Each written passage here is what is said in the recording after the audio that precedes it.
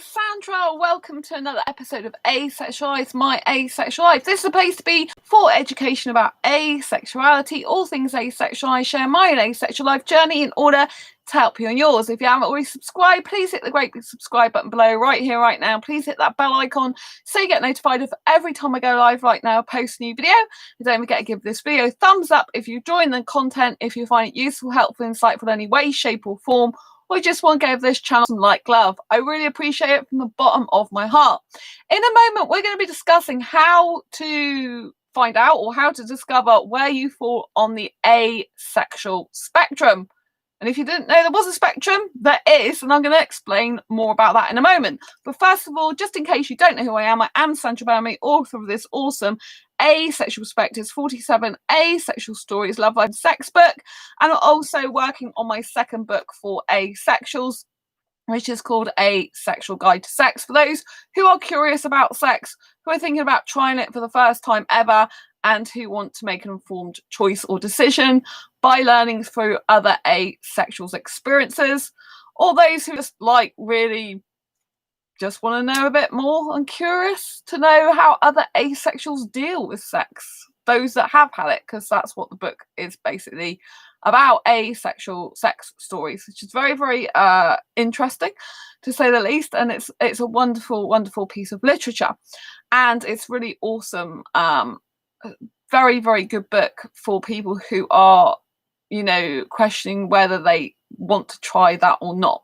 So moving on from that, what is the asexual spectrum? And I think it's very relevant to the fact that I am doing a book called Asexual Guide to Sex, because the point is no two asexuals are the same, and asexuality is in of itself a spectrum. So a pure, if you like, asexual, someone who is basically someone who doesn't experience any sexual attraction whatsoever. They don't have any desire to have sex with a specific person. It doesn't matter what person they look at, what gender they look at, they don't want sex with any specific person. They're not usually interested in having sexual intercourse. They're not usually wanting to have sex as a general broad term rule, right? So these are kind of like the more pure ones, the ones that don't have any grey areas whatsoever. But asexuality, which is the actual complete sexuality in and of itself, is a spectrum ranging from those who don't experience any romantic attraction, so aromantic asexuals, and don't experience any sexual attraction, going all the way through to kind of the romantics, people that don't experience do experience romantic attraction but don't experience any sexual attraction, through to the more grey end of the asexual spectrum, so the more sexual end before the sexual spectrum begins. Now there is so many different nuances and labels, if you like, and different types of asexuals all in between those. So you could get an aromantic person, someone who doesn't experience romantic attraction, but they could be demisexual, so they do experience sexual attraction only when a deep emotional bond has been formed, and on the more grey end of the asexual spectrum. So you have to understand that you can mix and match different parts of the spectrum according to your own sexuality and how you really are. So I had this question today on my channel. Basically, a person was asking me to help them identify their sexuality, and I'm always kind of asked this question a heck of a lot, which is why I wrote my Asexual Perspectives book in the first place, so people can actually read this book and get the context of definitions. So what do I mean by that? So basically, if you're starting to learn about asexuality, you can look up on the internet, right? You can look up the terms, different asexual terms and what they mean. These are textbook definition terms. These are terms that are given across the internet to the wide population, right? They are generic textbook terms. Even though they're all different, they are textbook. So they're just written down. That's what it's meant to be, right? But everyone's different. Everyone has nuances, right? And sometimes you might come across one definition, think you're part of that, but you might see another definition and be part of that. Or you might just get so frustrated that you don't feel you quite fit into any asexual box. So if I was to give you advice on what to do about how to discover where you fall in the asexual spectrum. First of all, you have to be aware there's a spectrum, which I just explained. If you want to know more about the asexual spectrum and you want it explained a bit more, then there is a free Asexuality Basics for Beginners course on my Asexualise Academy. It's absolutely free. It's a video training series, and it talks about the split attraction model, as well as discusses aromanticism within asexuality. Liam, hey Sandra, love you so much. Lots of love to you, Liam. Nice to see you. So go to my Asexualise Academy site and go and watch that free video training series. That Asexuality Basics for Beginners course is just an introduction to asexuality in very broad terms. It does not go into all the different types of labels of asexuality. There are so many of them. Okay, so I just have to let you know that. But if you're really struggling, it's a nice foundation to have. It explains it in a bit more detail than I'm doing right now. And so you've got the spectrum. So asexuality is a huge spectrum, right? So you have to understand that on this spectrum, there are asexuals who don't experience any sexual attraction, who are sex repulsed, who hate sex, who don't want anything to do with it. And quite frankly, the mention of it makes them want to throw up in a bucket or all over the place, however you prefer. They just hate it. They're sex repulsed. They can't stand conversations about sex. They don't want anything to do with it. It really, really freaks them out even hearing the word sex, and they feel nauseous, and it's like, don't talk to me about it. I don't want to know. You have to understand there's a lot of asexuals that do not participate in sex, that don't want anything to do with it. They hate the idea of it, that it creeps them out. They feel it's disgusting. They don't want anything to do with it. You have to understand there's a lot of asexuals like that. So if you take the more extreme end of the asexual spectrum, the more sexual end of the asexual spectrum, the ones that are grey asexual, for example, that do experience sexual attraction under limited, rare or specific circumstances, or who experience it and not enough to want to act on it, again, you've got a lot of nuances in with the grey asexuals, because some of them experience it under limited, rare or specific circumstances. So there might be like 3 or 4 people they've experienced that with in their life, but the rest of the time they don't. Or they could be a grey asexual that can only experience it if it's like a person they've known for like a couple of years, but they could know like 10 people for a couple of years, so they could have an attraction going on for a lot of them. Or their specific circumstance might be a lot more frequently than some other person's specific circumstance. And this is how come the community can get so confusing, because you've got the sex repulsed asexuals, the one that hate sex, they don't want anything to do with it, it makes them feel sick, going through to the grey asexuals that are there going, well, I have sex sometimes. Yeah, I don't mind it. Sometimes the whole, the actual act of it's quite pleasant. And you're like, hang on a minute, asexuals don't experience sexual attraction. Why are you finding sex pleasant? It doesn't make sense. So this is why there's so many kind of like, so much confusion and so many minds being blown. And if you imagine that you're on asexual dating sites and you've got those that are completely sex repulsed all the way through to the demisexuals, even the demisexuals fall under the grey asexual spectrum, and the demisexuals are those that can only feel sexual attraction once a deep emotional bond has been formed. But once that emotional bond has been formed, usually needs to be maintained and sustained, they will love sex maybe just as much as the average heterosexual person would usually enjoy, or even more so, And some of the demisexuals, they have to have sex once they've got a deep emotional bond formed with someone, and other demisexuals don't. So some of them could be with an asexual that doesn't want sex, and others couldn't. So you have to understand it gets very confusing, especially if you've got people that are much more on the more sexual end of the spectrum going towards sexual. Liam, I am sex neutral, don't like or hate it, I just don't care about it, don't intend on bothering with it. That's nice to know, Liam. Thank you for sharing. It's very nice to know, and it's good to know there are sex neutral people. I mean, I obviously know that, but I didn't mention it. So it's a very good point that, like I've mentioned 2 extremes, but it's a very good point. There are sex positive, sex neutral people.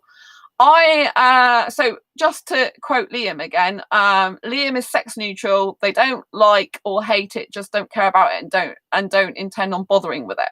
Now, some asexuals are sex positive and they will have sex, or they're open to having sex. And some asexuals will negotiate in relationships with sexuals as to how much sex they have, because they can only stand a certain amount. Other ones don't seem to mind, just, you know, like whenever it suits them both, like, and they will probably give more than other asexuals would want to give in participation of sex. So you have to understand as well, there's people like me who are sex repulsed. But just for me personally, I'm not sex repulsed. Thanks for the thumbs up. Lots of love to you. I'm not sex repulsed for other people. I'm sex repulsed for me, which is why I can talk about sex a lot on my channel. Because I'm not sex repulsed for me. So there's some sex repulsed groups on Facebook, and some of those people are very, very sex repulsed. They hate it. So I have to be very careful when speaking sex repulsed groups. I make it known that I'm personally sex repulsed for me, but I don't care what other people are doing. If other people like and enjoy sex and it's consensual, I care that it's consensual, right? And it's consensual, then, you know, and they both enjoying themselves and having a great time, then I'm happy for them. I'm happy for people to be happy with who they are.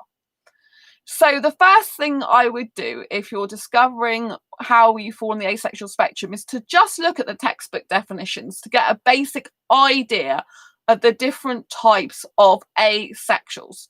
You probably won't get to know them all overnight. You probably will find some later on in your asexual journey.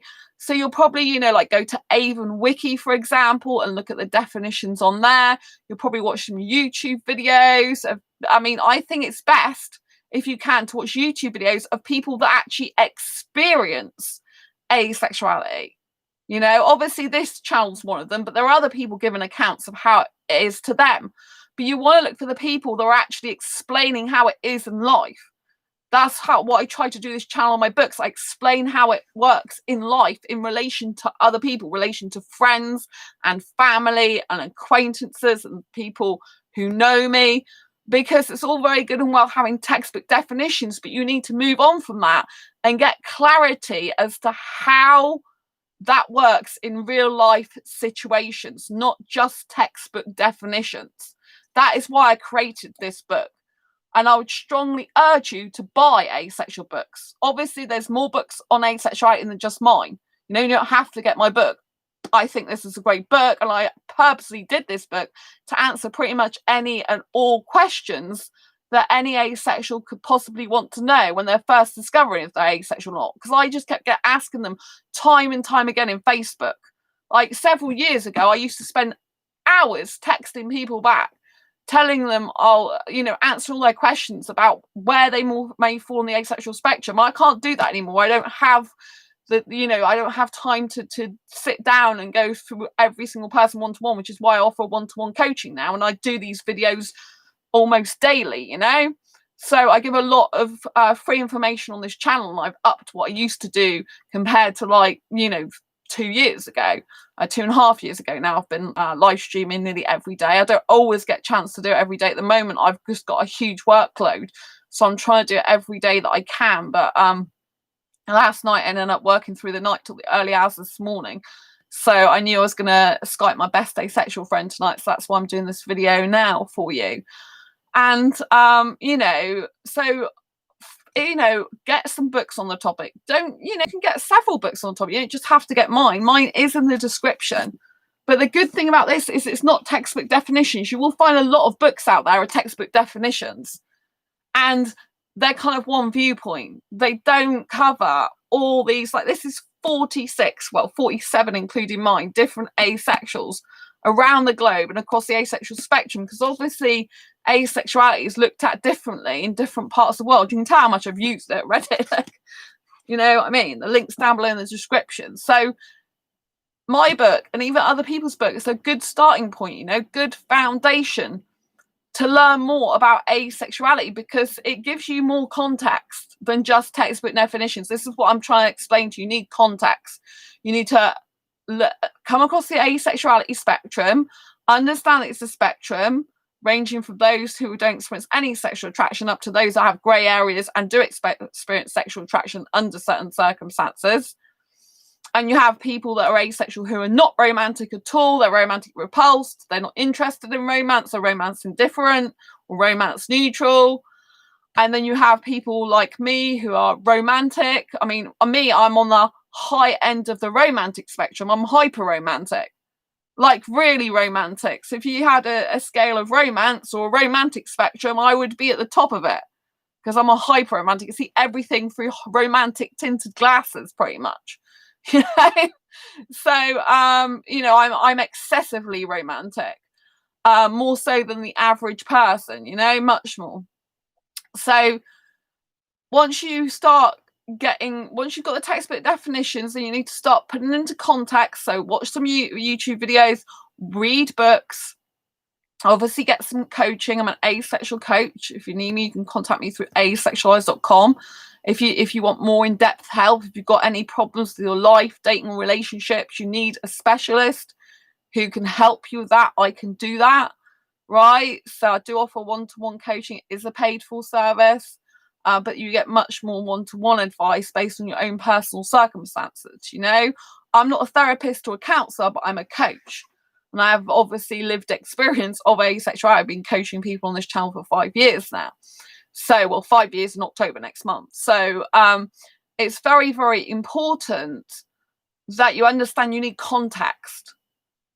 You need to know how people are affected. So if I watch certain channels, you can end up seeing two different, for example, people, they might have the same label though. So someone might call themselves a heteromantic. You've got someone like me who's really romantic, into snogging, passionate kissing, into like bodies intertwined with clothes on a bed. If I've got a boyfriend, very physical contact with clothes on. And then you can have another heteromantic and they don't like much contact. They like cuddles, but not much kissing. Or some of them don't like any mouth kissing, just on the cheek. Right? And then you'll get the other extreme where they want to pretty much strip down naked without actually having the intercourse, right? And kiss and touch all over the body. So you have to understand that you'll never get two asexuals the same. And there might not be a definite label that fits you. Asexuality is a journey of discovery, right? And I think it's comforting for some people to give themselves labels, and for other people, it's not comforting. They don't like it. But the thing you have to understand is if you give yourself one label, you can change that label, right? It's just like pulling a label off a jam jar. You can replace it, right? Or pulling a label off the envelope, you can replace it, right? So you need to if you need to give yourself a label, give yourself a label. I like labeling myself. I find it's easier. And also, if you're going on asexual dating sites, I think it's very much better for other people. If you're thinking about other people dating you, it's no good me coming across a guy who is a homo-romantic and he don't put homo-romantic on there. So he's into guys. Because if I don't know that he's homo-romantic, if I don't know he's into guys, I have to have a conversation. He might not say I'm into guys unless I ask him straight up. Me being me and very extrovert and open and direct probably would ask him. But the majority of people wouldn't. And so a woman could be left thinking, that's a nice guy. And then months down the line, she realizes that he's been really, really friendly, but he's into guys. He's not into women. So you have to understand that labels are not just for yourself. They're to help other people. I prefer to define myself in terms of labels, but I don't fit into an actual asexual box. Specifically, I don't feel. Because I have the grey area of kissing, which is very sexual in behaviour, despite experiencing no sexual attraction whatsoever. I have high levels of arousal, but zero sexual attraction. So I'm 100% asexual. In the full definition is asexuals don't experience any sexual attraction. I don't. I 100% don't experience any sexual attraction whatsoever. But I have sexual behaviour, which isn't the same. Sexual behaviour is not the same as sexual attraction. So someone in my position might still just call themselves a heteromantic, and that's it. Romantically attracted to guys, that's it. But I don't feel comfortable in just defining myself as that, because I feel that when I talk to asexuals on dating sites, for example, some of the asexuals, they find my behaviour too sexual. And others want clothes stripping off and stuff. So I much prefer to have labels and define how those labels affect me and what they mean to me. But you might get confused over certain aspects. You have to give yourself time. You have to give yourself time to actually understand. Like, it took me about 3 weeks to fully define who I am as asexual. I knew as heteromantic, I knew as romantically attracted to guys and not sexually, but it took me a while to actually discover where I fit. And when I went on Asexuality, this guy told me, because I like passionate kissing, that it would be grey asexual.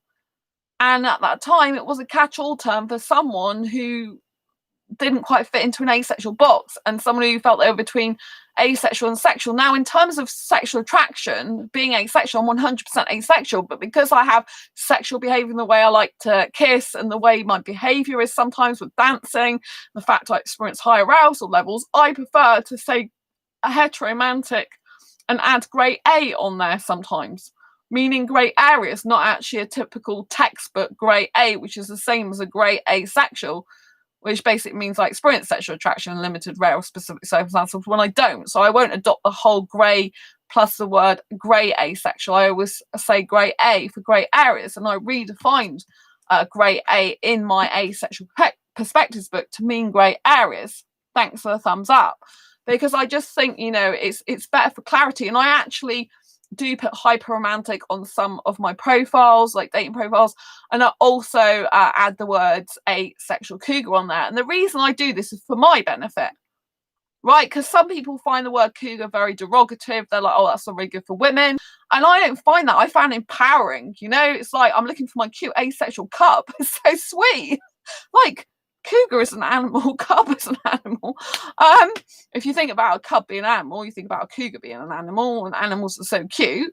I mean, it's like, what can I say? But you know, I like to stand out online, and I like to repel the older people, like go away, because I'm not interested in dating older people. Like, you're fine for other people, but I'm not interested in dating you because I need to be with a younger guy, and I need a younger guy who is into older girls, you know? So obviously I want some people in the world to like older people, but I don't. My preference is always for younger. It always will be. I just need to be with a younger guy. And so, you know, that's how I like it. My full definition is a heteromantic, grey asexual younger cougar who doesn't like sex, just kissing, you know? And I do have like an erogenous side to me with the guy's upper body. So, you know, I don't feel I quite fit into any asexual box. And, you know, it does make it difficult sometimes when you're in that kind of no man's land, you know, because it's kind of like, you feel kind of like you can relate to different people, but no one fully relates to you, if you know what I mean. So, I've learned to embrace it more, though, you know, and I think, you know, going forward, I'll be embracing it even more and more, because I think your differences are your beauty, and you always have to remember that, you know, your differences are your beauty. You know, you have to embrace it, and there's a reason you're different. You know, there's a reason I'm different and got all these components, is because I can understand a range of asexuals, not just one specific type. I can understand all different types of asexuals. Because I have got different components made up of me. Do you know what I mean? It's like with British guys, I don't get that attracted to British guys, right? I don't really experience romantic attraction much for British guys. So I kind of understand when people say, oh, I don't experience romantic attraction. I have a little inkling of what that might be like when I don't really get that with British guys very often. But as I grow closer to British guys and I spend more time with them or talk to them, then that can change. So initially, if it's a foreign guy that I come across, I can be very attracted to him almost instantly without much words, aesthetically, and even feel romance because I'm just attracted to that type of person, that type of look. But, you know, with British guys, it takes more work for me to actually be romantically inclined towards them or interested in them, or, you know, think about a relationship. But to be honest, I'd rather be with a foreign guy. Now, I particularly like coloured skin. It's like very beautiful. When the world seems to be like kind of up in arms about stuff like that, it's like, you know what I mean? And people who are coloured seem to have a you know, be badly treated sometimes by people in society. I actually love coloured skin. I think it's gorgeous. I really do. I think it's so beautiful. I don't see how anyone can't like it. But, you know, that's just the way I feel. To me, it's like very natural. And it's beautiful. Absolutely gorgeous. So I really don't personally understand people's point of view on that, you know, that aren't accepting of it. You know, Sam, I just get crushes Nice to see you. Lots of love. I'm seeing you soon at 10. 1-to-1. I just get crushes on like way too many people, but romantic attraction generally takes some time as I have to get to know someone pretty well, and of course have zero interest in sex ever. Yeah, Sam is sexual repulsed and has zero interest in sex. They can talk about it to a certain extent, but it needs a sick bucket occasionally. Getting ready just in case.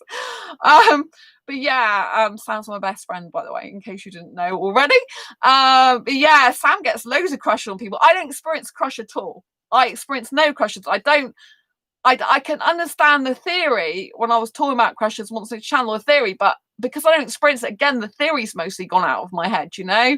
Like crushes and squishes to me are kind of like a bit of a foreign language. Like I would have to reread about them because I don't experience them at all. I have no inkling personally what they're like. I have to refresh my memory of those two things because it's just, for me, I just don't get anything like that. It's just full on jump straight to romantic feelings. And it's something I have to manage very, very well because I've learned to manage it over the years, but it is difficult. It's a job. It's part of my own full-time job of managing myself. Sam, I get enough crushes for the both of us. Yeah, Sam is actually wanting more kissing than I am lately as well. I just announced that to the world. I hope you don't mind. But I do know that you're not into kissing usually, but I think at the moment you're more into kissing, well, more thinking about kissing, should I say. Probably not more into it, but more in thinking about it than I am. More missing it, I think, a little bit more than I am, because I'm just like, my mind's on other things at the moment, thank goodness. But yeah, you get enough crushes for the both of us. I agree with that. I know I find that difficult with all the crushes you get. I do know that. But yeah, I was talking about kissing just to a friend in a message, saying it's hard with lockdown, well, and then with social distancing now to not have a kiss is quite difficult. But I think it was from about July or August 2014 to, I think, roughly the same time, 2017, July or August 2017, that I didn't actually have a kiss that I can remember, because 2014 was when I first found out I was asexual, and I did have a guy that I was dating, but he was sexual and wanted sex with me, so that was no good. And after that, it was not long after I found out about being asexual, and after that I just kind of like thought, I can't do this with sexuals anymore, and so I didn't have any kiss till I think it was the heterosexual guy I dated in 2017. I think I dated him. It's very hard for me to remember now, and hard for me to remember exactly what year it was. I think it was 2017. So that's why I think when I first started kissing again, I think, but I can't remember. You probably remember more than I do on this channel. You're probably like, Sandra, nope, you were kissing that year. I can't remember it. Sam, I'm just really missing companionship in a relationship sense. It's been long. Yeah, it has been long, Sam. Yeah, it's like I'm doing well considering I'm a hyper romantic. I'm not kissing at the moment. I'm doing very well. I'm quite proud of myself. But I can go through spells of really wanting to kiss, and I get very kissing frustrated. I think I had a spell of that the other day, but now it passed. And now I'm thinking of other things, because I mean, it could be like 2 years before I get to kiss again. Do you know what I mean? With the way things are going in the world, who knows, And I have to just think, oh well, I just have to think of just imagine though, the guy that kisses me in 2 years' time. Wow, he's going to need kissing as much as I am. It's going to be amazing, explosive kissing. That's the upside to waiting.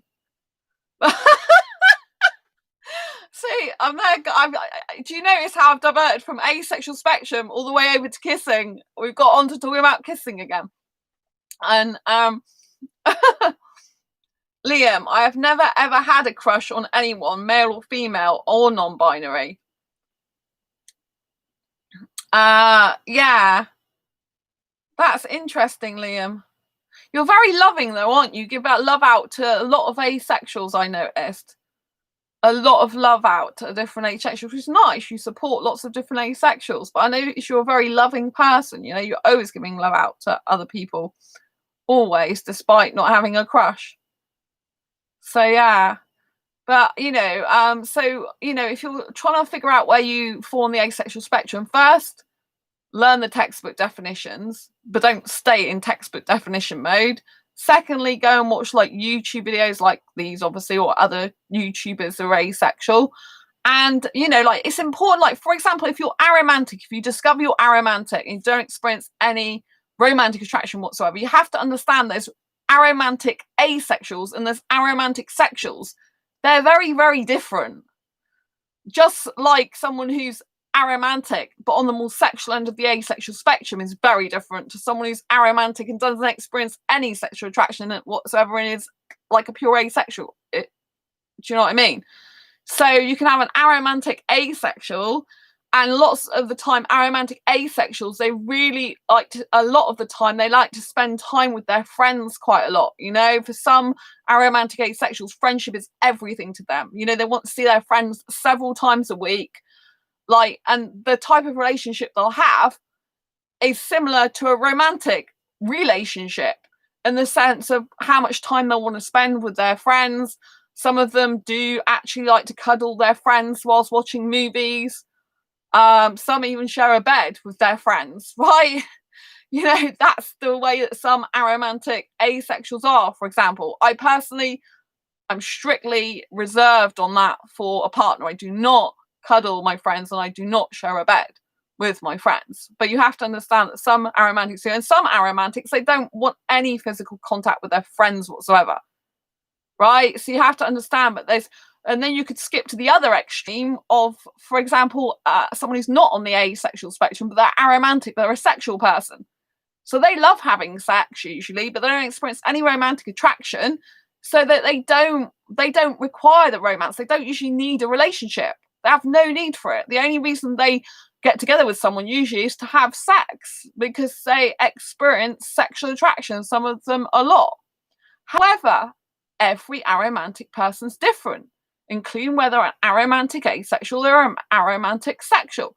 I've known some aromantics who don't actually see their friends very much. They're very introverted and they talk a bit on the internet, but they're involved in lots of projects and stuff and actually don't talk to many friends. Maybe they live with their family still, and that's enough for them, or maybe not, And then I know an aromantic person who is in a relationship with a heterosexual person. They don't experience any romantic attraction, but they're into kissing and cuddling and stuff. So you have to understand, you know what I mean? When you come across an aromantic person that's romantic repulsed, don't want any kissing, cuddling, or anything like that, maybe, you know what I mean? And then you've got the other aromantic person who is into doing stuff that usually would be considered romantic, but they don't experience any romantic attraction. They just like the acts in and of themselves. So you have to, you know what I mean? The asexual spectrum is so huge, and sexuality in and of itself is so big. Liam, I've never had a crush on anyone, male or female or non-binary. I knew what you meant, Liam. Yeah.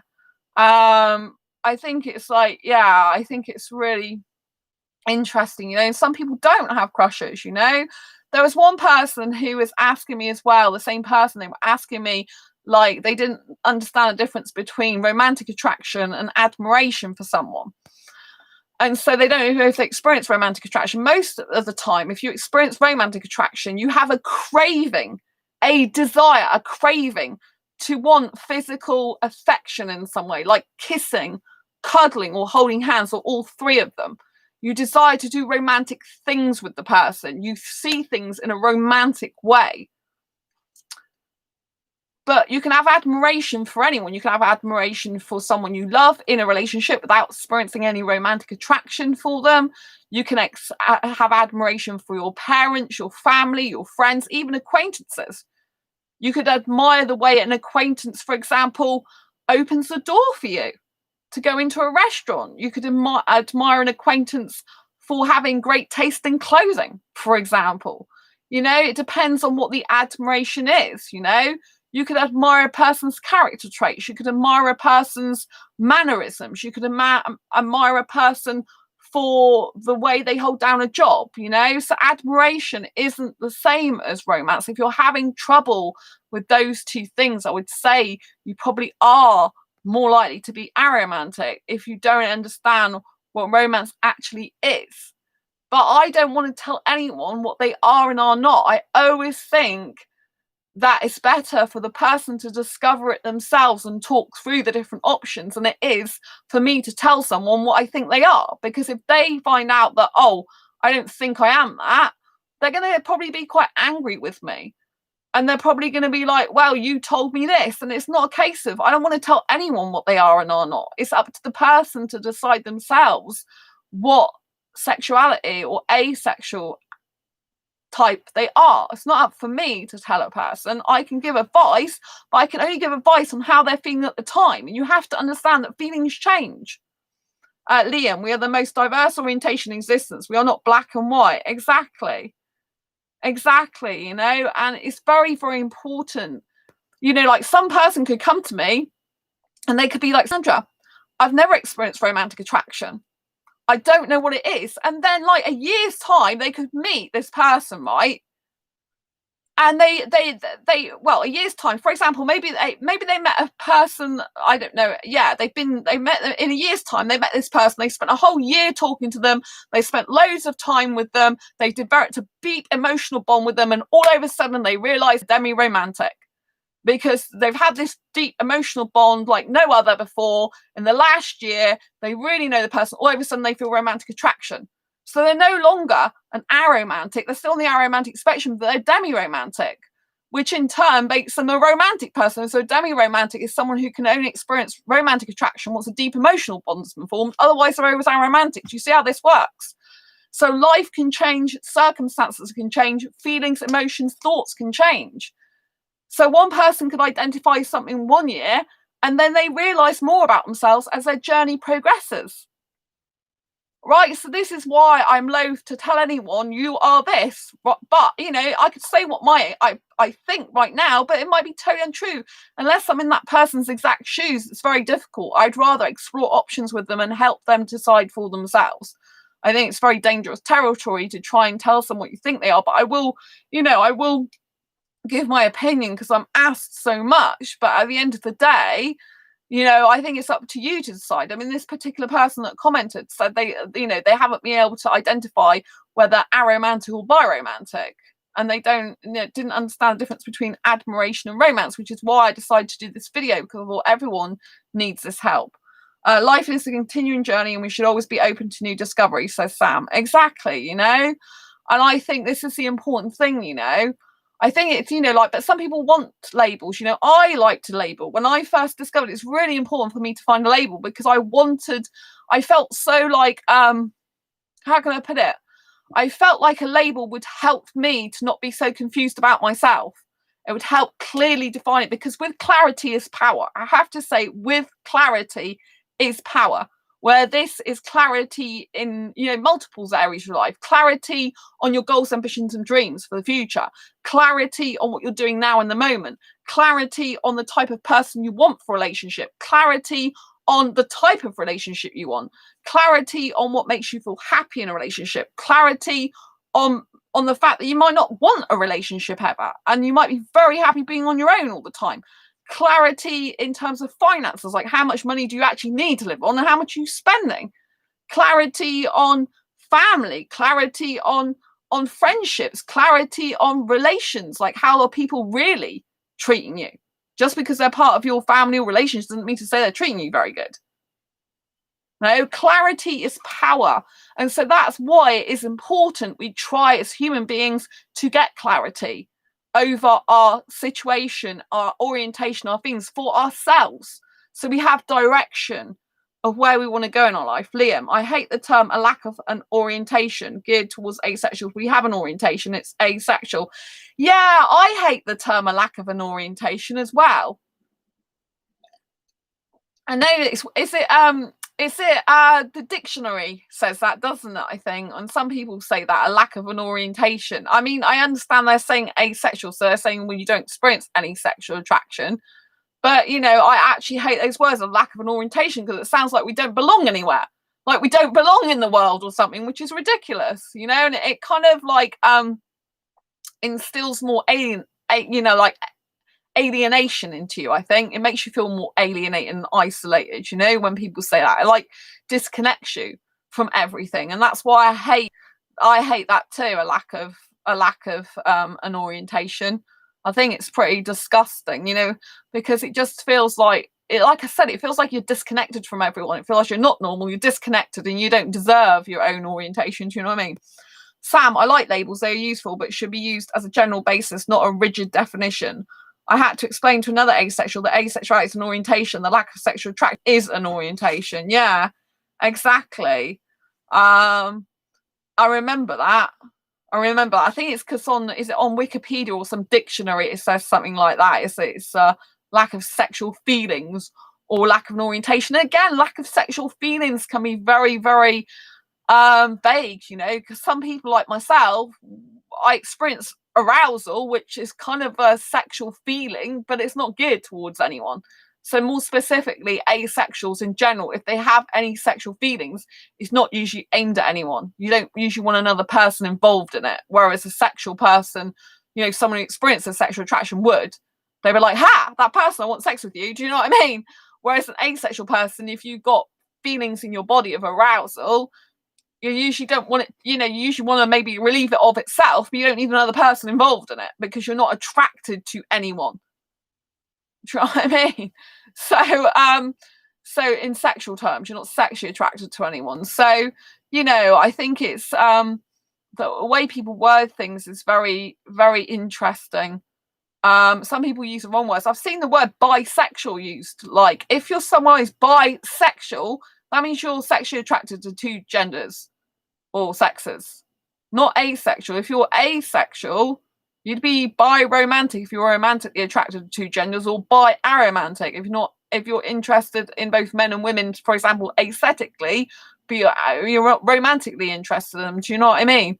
Because some aromantics do have aesthetic attraction, in case you didn't know that. Even though they're not romantically or sexually attracted, they can still have some attractions, like aesthetic attraction, which can confuse some aromantic asexuals.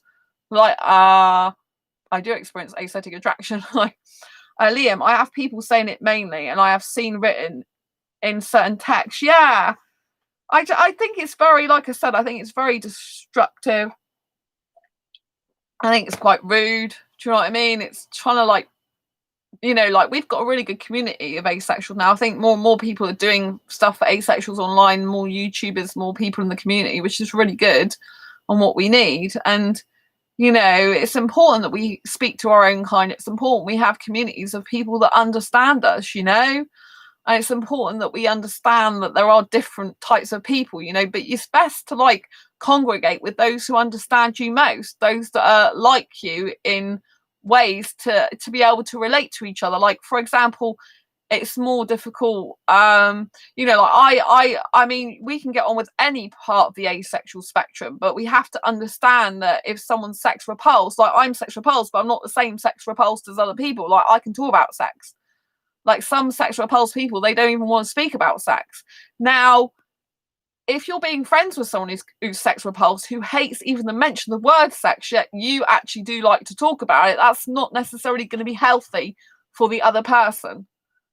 So, you probably be wanting to be with someone who was sex repulsed like yourself, but, you would have to, if you're around that friend, not mention sex at all, or get with, have friends that are like yourself. So I think in life, it's best to like form friends and relations and with people who are very similar in ways, and in other ways are not doing you any harm. And it's good to have some differences, but in ways that's not harming you. So I recently saw a video of an aromantic romance repulsed person, and they couldn't stand anyone talking about romance. Now, for me personally, it would be no good me going out with that person and me wanting to talk about romance, because each person is entitled to their own happiness. I'm entitled just as much to talk about romance because it's hyperomantic. It's who I am. I am 100% a romantic person, 24/7, 365 days a year, pretty much. I feel romance in my being, right? It's centered to who I am as a person. To stop talking about that or to feel like I wasn't being me. And to a romance repulsed person, they would think you're being rude or not respectful. Do you see how that would work. It wouldn't, right? Because I would think, well, you're not respecting me because I love talking about romance. I feel I can't be myself. I'm feeling trapped. And they're like, well, you're disrespecting me because I hate romance. I'm feeling repulsed and you're making me feel sick and uncomfortable. Do you see what I mean? Both people are uncomfortable. Both are asexual, aromantic, asexual, hyperromantic. One's repulsed with romance. One loves romance. Do you see what I mean? Neither of those people are wrong. You're just better to find people of your own kind that you can relate to and get on with and can accept each other the way you are. You know? And, you know, like personally, I like to be free to talk about what I like to talk about. So I'd rather a person, if they felt that way, not be friends with me because I would not want to not talk about romance. Because for me, it's very important personally. Just because I'm a hyper romantic, it's who I am. To cut that off would be like cutting my arm off or something. Not literally, but you know what I mean? Like, it's really nice because I was talking to someone at ASAP today. I've been talking to this person for a little while, a British guy, and they were really understanding about the fact I said I find it difficult because when I'm looking for a relationship, a lot of asexual guys, they don't like the fact I'm out to the world about being asexual. And, you know, like, for me, I will not be in a relationship with a guy who does not support my asexual work and the fact I'm openly asexual to the world. And the guy in ASAP really understood. He said, you know, it's core to you who you are, Sandra. You know, it's a part of who you are. So it must be, you know, like they were understanding me and I felt so happy that they understood me, you know, because, you know, it's part of who I am as a person and my personality, you know. And if someone was to say, oh, well, I'm not happy about you doing that, at the end of the day, I'm not changing myself for that person and being miserable, not being me. You know, I need to get someone who's going to love me for all I am and be happy with the way I am. And I think you have to look for that when you're going to a friendship or relationship. You have to look for someone who, even if they're not the same as you on everything, is very accepting, likes the way you are for who you are, even if you're different. You know, it's very, very important to love people for who they are, even if they're different to you. Because if you don't, if you've both got completely different needs and both of those needs seem disrespectful if they're not met, or other person's not abiding by certain rules that you want to put in place, then it's not going to work. It's not going to be a healthy relationship for you or them. Like I just gave the example of someone who's romance propulsed and someone like myself who's hyper romantic. That ain't going to work. Do you know what I mean? Because the other person would think you're rude and disrespectful because you're talking about romance, and I would think you want to trap me because I'm just being mean. You don't love me for who I am. You don't like me for who I am. And it would just make me peed off, to be quite honest, just like they would be peed off with me talking about romance. Do you see what I mean? None of these people are wrong. Not me or not them is wrong. We're both right for us, for ourselves. So I think you've got to understand that when you're talking to people on the different parts of the asexual spectrum, you've got those that are completely as well sex repulsed and those that are, you know, participating in sex, you know. And you might not approve, if you're an asexual who thinks you should never have sex, you might not approve with someone, other asexual that's having sex, but at the end of the day, it's their life and they're entitled to do what they want to do. And some asexuals do it under duress. They do it because they feel like pressured into it, and that's not a good reason to have sex. And I wish that all the asexuals that were doing that would just leave and just, you know, the ones who are doing it under duress and don't really want it, I wish they just leave that relationship and move on to the possibility of finding someone who's a better fit for them. But, you know, love gets in the way, and, you know, sometimes the emotional bond runs so deep they don't want to leave that person, even though they're putting themselves through something they shouldn't be doing, because no person should be doing stuff they don't want to do. Obviously, in that situation, I say talk to your partner and try and sort something out so that you're not hurting yourself and your asexuality. Liam, I'm neutral towards sex and romance, don't care about either of them. Well, that's good, Liam, that you're neutral towards them. Very good, you know. I think that's helpful.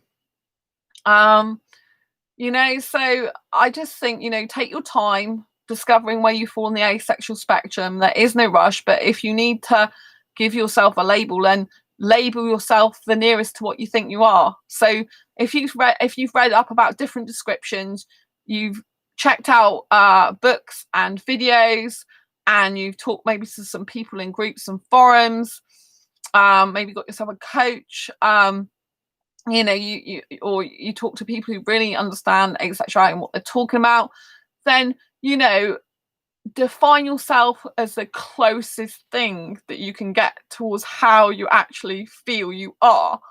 And then you can change at a later date if it doesn't fit you, right? I mean, with me, I know what I am, but I would say I don't quite fit into an asexual box, like I've said before. But you have to realise, in the end of the day, your difference is your beauty, and you were born different for a reason. So if you don't fit into a little asexual box, don't fit into a specific label fully, then if you want a label, if it helps you have clarity, which it does with me usually, then give yourself that label, but know that you can adapt and you can evolve and you can change, and you can just have the label for clarification, but you can explain to people individually what that means. Like, for example, if you want to get into a relationship, it's very important you explain what your identity means to you, because it can mean completely different things pretty much to someone else. Like I said, some heteromantics, they want full body massage and clothes off and doing everything but the intercourse, which is what I don't want. But then I have sexual behavior despite experiencing no sexual attraction, which is what scares some heteromantics.